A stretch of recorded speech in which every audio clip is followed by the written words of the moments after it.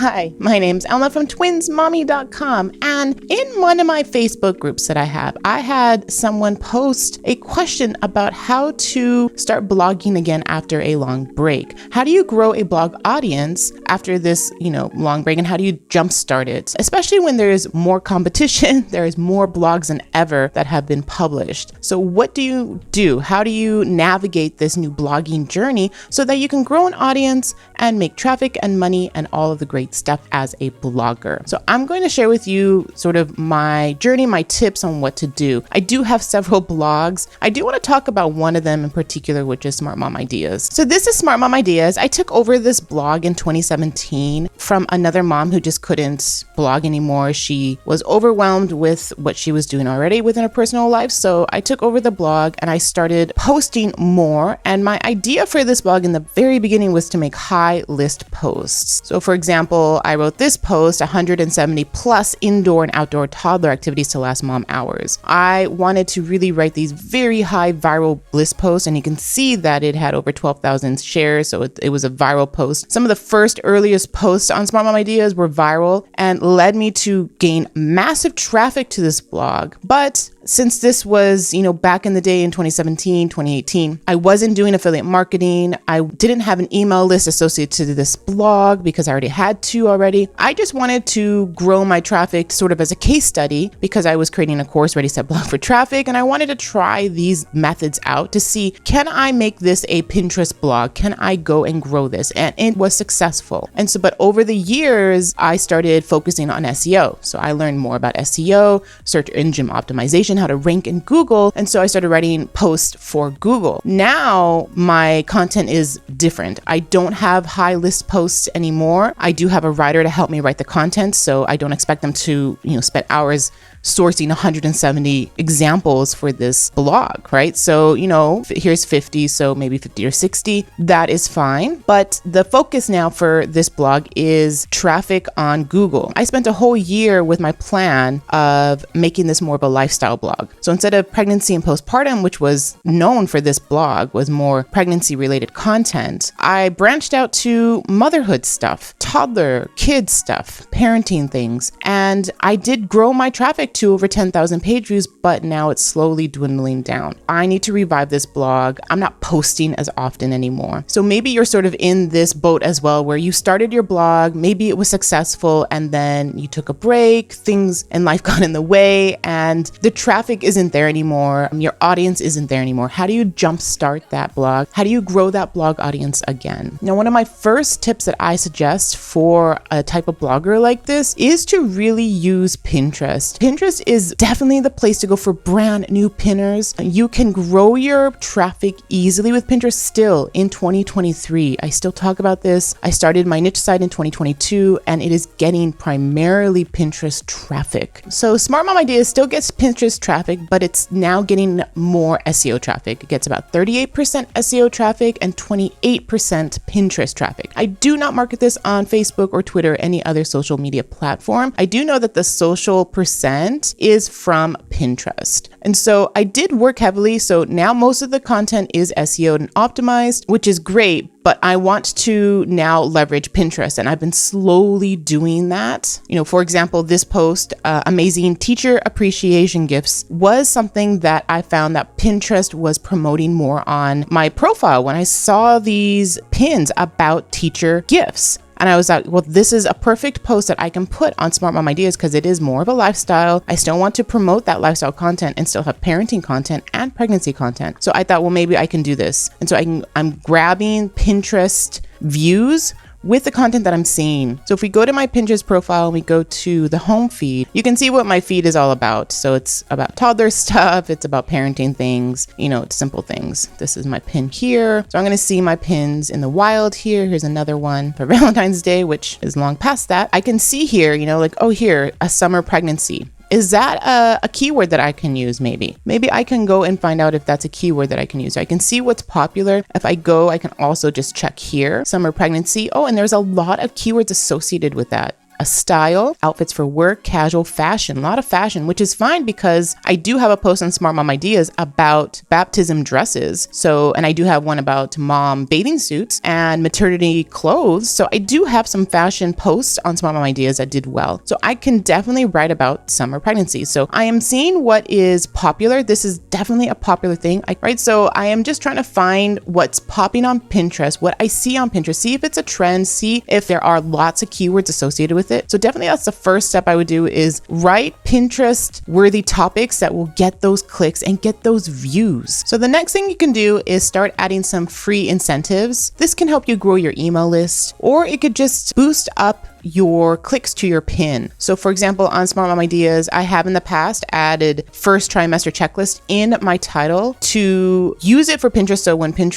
I pin this, it will have that title under the pin. So that can help get more clicks. I would also make sure that it's in your title in your pin. So I have free checklist, free first trimester checklist, all right here. And then I have it right here. So no email sign up required. You can just click on it and you get it right away, right there. All right. So this is what I'm doing, since I don't want to grow an email list on Smart Mom Ideas. I already have 2, so I don't want to have 4 or 5 on all my niche sites. I'm doing this instead, where I just link to it and they can grab it and download it from my media library. This can help you not only tailor your content for your audience, but figure out if this is an incentive that is worth creating and using. You can definitely use something like Pinterest just to see what kind of checklists there are. See if there's a third trimester checklist, or if you're in homeschooling, what homeschooling checklists there are. And you can search, and if they're keyworded, they will have a drop-down menu with lots of different words that you can use. You know that that's popular on Pinterest, that you can make a simple checklist, a simple guide that you can use it to grow your email list. This again will not only get people to your content because they want that free gift, but it will retain them. If you do end up having an email list, they sign up to receive that free gift. Now you have a subscriber, someone that you can share more content with them. You can direct them to new blog posts, direct them to a YouTube video if you started a channel, direct them to Instagram to follow you. These things to grow your presence. So definitely as a way to grow your blog audience, I would focus on those incentives. For Twins Mommy, that's exactly what I did. I started my blog, and the first blog post that I wanted to grow my blog, I had a free incentive to grow my email list at the same time.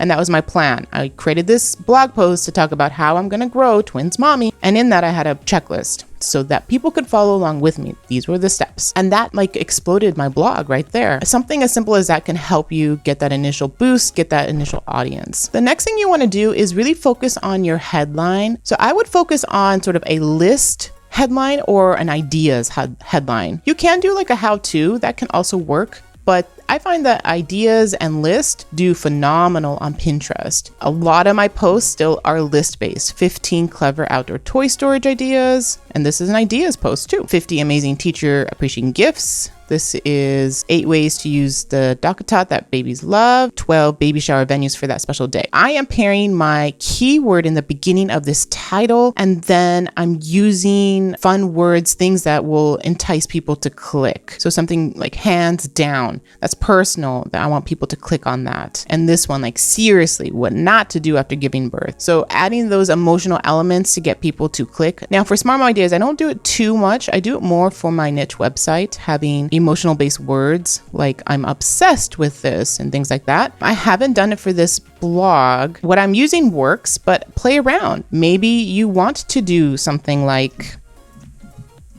you have to see, like I have something like that. You can't live without, like I'm adding these things. Items you need, I'm obsessed about. Those are totally different headlines than the ones in Smart Mom Ideas. So play around with your headline to make it clickable. So you don't even have to focus on the actual title. You can create something different. And I don't do that very often either, but sometimes I do, sometimes I don't. Again, this is a profile that I'm not stressing too much this year. I might focus it on a different year because I'm focusing on my niche site. So here, this one, I changed the title of You'll Gush Over, like like I use that for the pin. I might use something with DIY that can also elicit some clicks as well. Having a DIY component to your pin or your title, that can definitely help boost those clicks and help you grow that audience that you need. Now, another thing that this person who commented in my Facebook group was the whole idea of competition, that, you know, because they took this break, now there's like thousands and thousands of new blogs in the same niche. And how can you stand out? How can you compete with that? And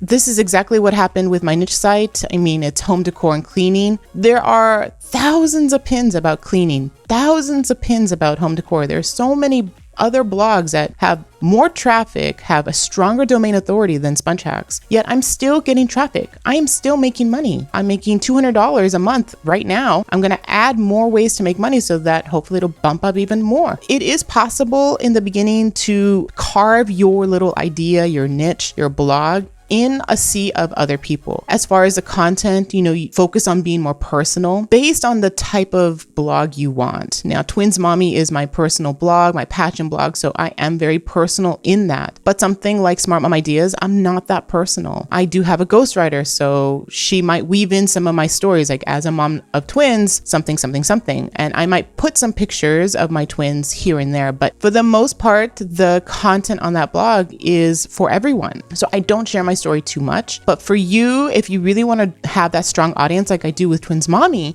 then I would focus on having those story elements. So for my latest blog post about 9 things to do when you want to work from home, but you have no childcare, I start off with my story. Back in 2014, I started working from home. This was after my failed attempt at trying to set up an applied behavioral business for children with autism, where I would drive to people's homes and spend all day practically on the road. I had to give that up because daycare was so expensive. And my husband couldn't watch the babies all day since he had to work too. And with my in-laws, well, I couldn't ask unless they offered first. And they didn't. But I wasn't ready to give up on my dreams of working for myself. Working from home is awesome. So do you see, like, I start with this story to draw people in from Pinterest, and then I go into this. And in here, I might talk about some more personal stories about what I did. If I type in twins, I can see all the times. Here's another one. I even put a picture here. Work around your baby's schedule. And this is exactly what I did with my twins. And I have pictures to prove it. So I'm more personal here. I talk about, I know personally that finding a way to balance caring for my twins with earning an income was a dream come true. So I'm adding a little bit more personal elements to that in my content. So this is what you want to do with your blog. When you want to jumpstart it and revive it again after this long break, I would definitely focus on having those Pinterest worthy topics with an SEO optimized headline, and then adding that personal element. So those are sort of the 3 things I would focus on. And then as an added measure, if you already started on Pinterest and you already had viral posts or popular posts, start creating alternate pins and sharing those. That's something that I should be doing with Smart Mom Ideas. I do have those initial blog posts that did really well. I'm going to go and try and, if I have time, to create alternate pins for them and redistribute them, because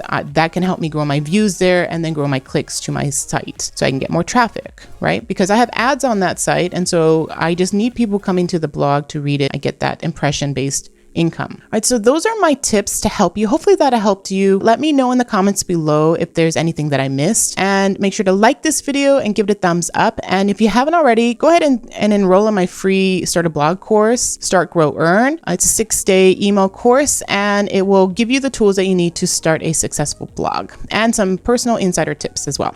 All right, I'll see you in the next video.